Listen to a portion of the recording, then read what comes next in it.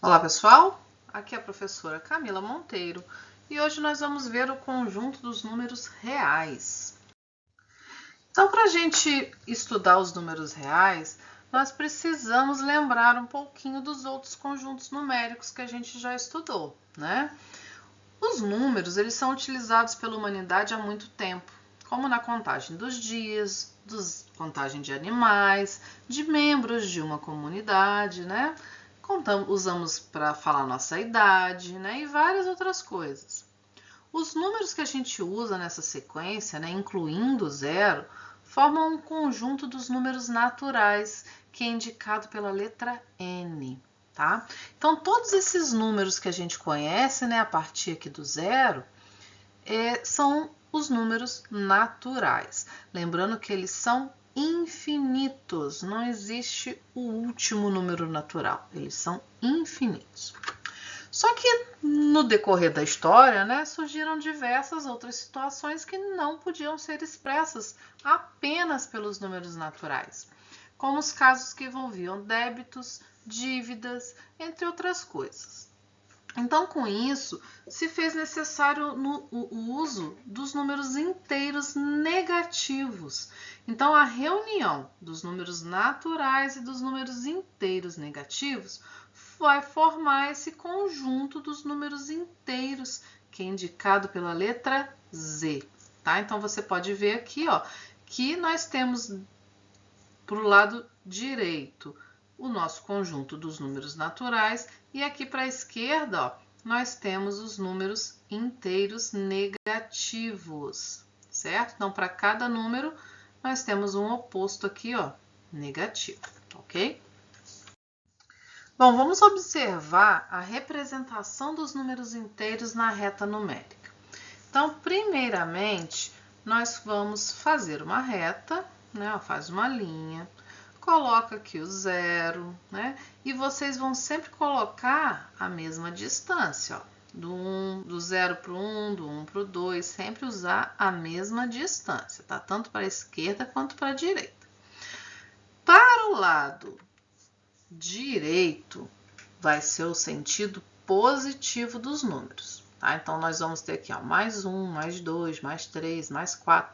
Lembrando que os números positivos a gente não precisa, né, necessariamente colocar o sinal de mais aqui. Tá? Para a esquerda, nós vamos ter o sentido negativo dos números. Tá? Então, a gente vai colocar aqui ó, tá, o zero, né? Então, menos 1, menos 2, menos 3, menos 4 e assim vai. Ele, né, são números negativos infinitos, tá, para a esquerda, e números positivos também infinitos para a direita, tá bom?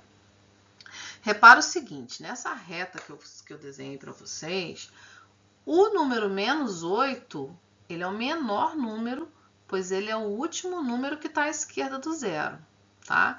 E o mais 8 é o maior, porque ele está à direita do zero. Tá? Então, quanto mais à direita, maior o número é. Quanto mais à esquerda, menor o número é. Então, se você me pergunta, quem é o maior? É o 0 ou menos 1? O 0 é o maior. Tá? Quem é o maior? É o menos 3 ou o menos 8? Menos 3 é o maior. Quanto mais à esquerda ele tiver, maior ele é. E quanto mais à esquerda, menor ele é. Tá bom?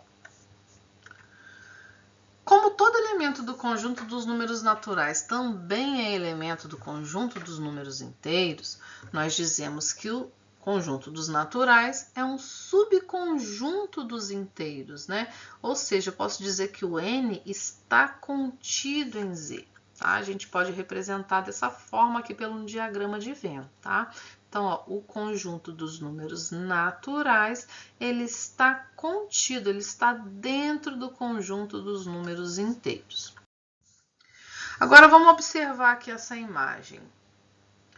Eu tenho aqui uma jarra medidora, tá? Em litros, e eu tenho uma xícara medidora.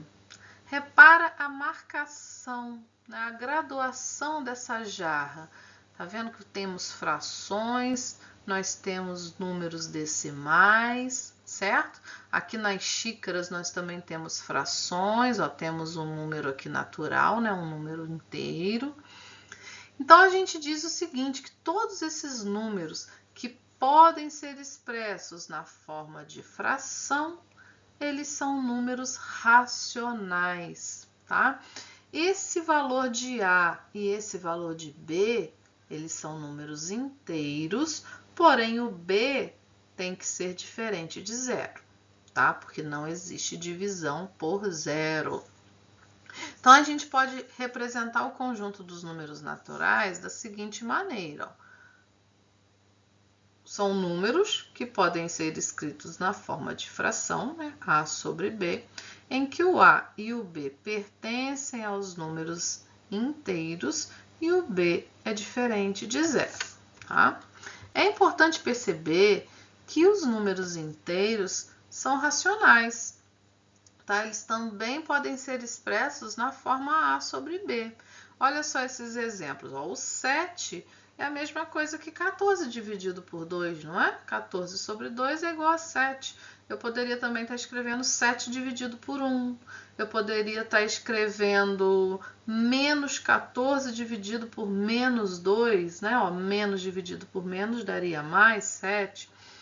Menos 3, eu posso escrever aqui, ó, menos 12 sobre 4, é uma fração, né?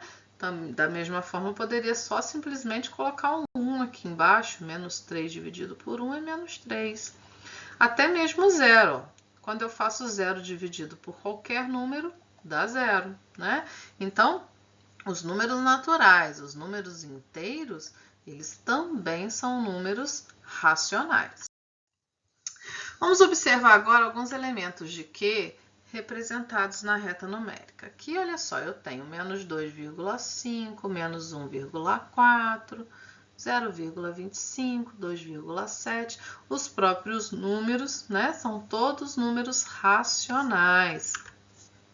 A gente tem aqui também, ó, menos 3 meios, menos meio, 5 terços, 11 quartos.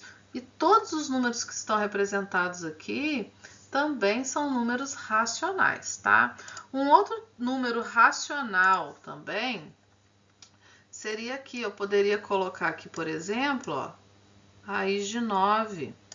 As raízes quadradas exatas também são números racionais, tá? Eu poderia colocar aqui, por exemplo, a raiz quadrada de 4. Poderia colocar aqui raiz quadrada de 1, tá? Então, as raízes quadradas exatas, elas também são números racionais, tá certo? E utilizando diagramas, a gente também pode relacionar esses conjuntos N, Z e Q. Ó. O N e o Z, né, os naturais e os inteiros, eles estão contidos dentro do Q. Então, todos esses números aqui são racionais. Agora você pode me perguntar, né, professora, mas como que eu vou saber colocar uma fração na reta numérica, né? Para isso, basta você dividir, é só dividir o numerador pelo denominador, tá? Então, eu vou fazer aqui, ó, 7 dividido por 5. 7 dividido por 5 dá 1, né? 1 vezes 5 dá 5, subtraindo vai dar 2. Para continuar a conta, coloca vírgula, acrescenta 0. 20 dividido por 5 dá 4. 4 vezes 5, 20. 20 menos 20, nada. Então, 7 quintos é igual a 1,4.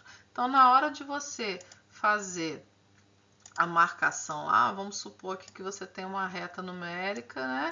Aqui está o 0 e aqui está o 1 e vamos lá, está o 2, né? Então, o 1,4, ó, ele está entre o 1 e o 2.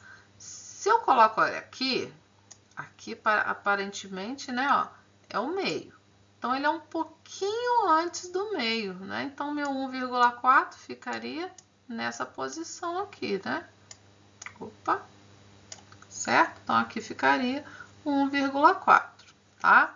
Seria um pouquinho antes do meio entre 1 e o 2. Olha esse outro exemplo, eu tenho aqui, ó, 8/3, né? Como que eu vou saber aonde eu vou colocar o 8/3? Eu vou fazer a divisão dele, né?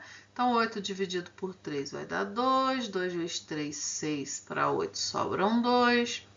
Não dá para dividir, coloca vírgula, acrescenta o 0, né? 20 dividido por 3 vai dar 6, 6 vezes 3, 18, sobram 2. Acrescento 0 novamente para continuar a conta. Aí, olha só o que acontece. Tá vendo? Há uma repetição. Vai estar sempre sobrando 2, eu vou acrescentar 0 e vai ficar sempre dando 6. Então, isso aqui, ó, tem essa repetição, eu vou colocar reticências, porque sempre vai dar 6. Isso aqui eu chamo de dízima periódica, né? Um período é um número que se repete. E eu posso escrever dessa forma aqui, ó, 2,6 com um tracinho em cima.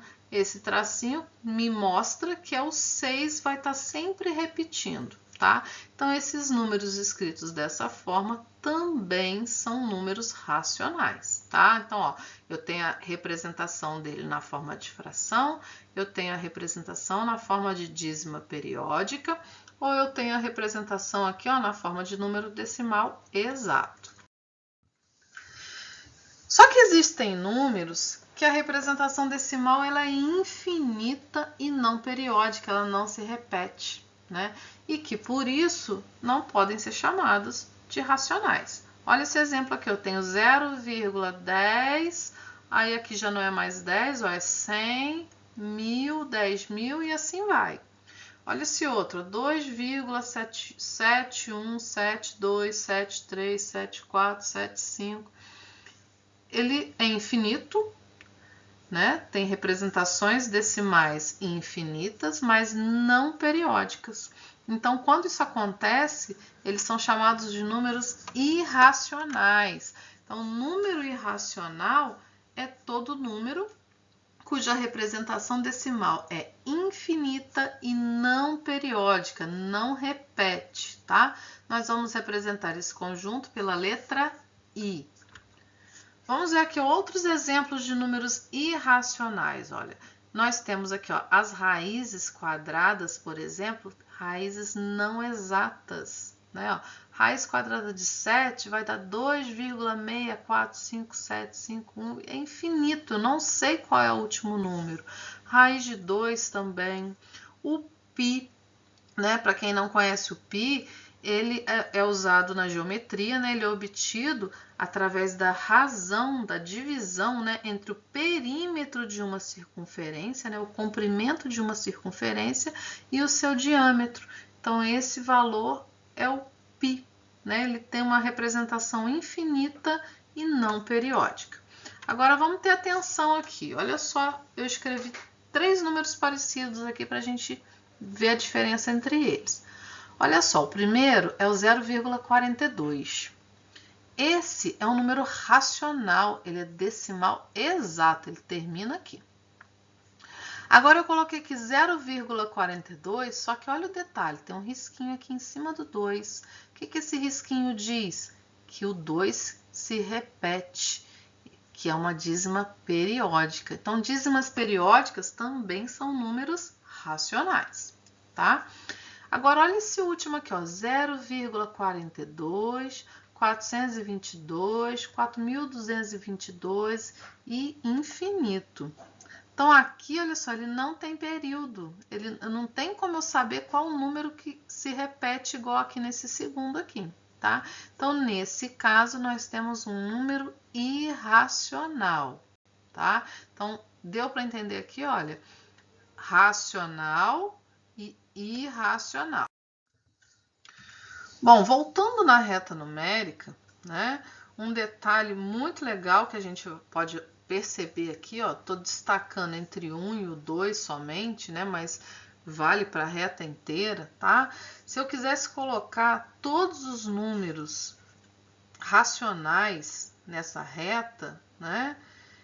Não daria para fazer isso aqui, porque são infinitos números.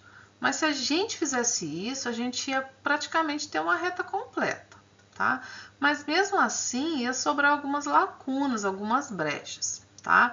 Essas lacunas seriam os números irracionais, ou seja, né, os números que estão faltando, né, que faltariam para completar essa reta, tá?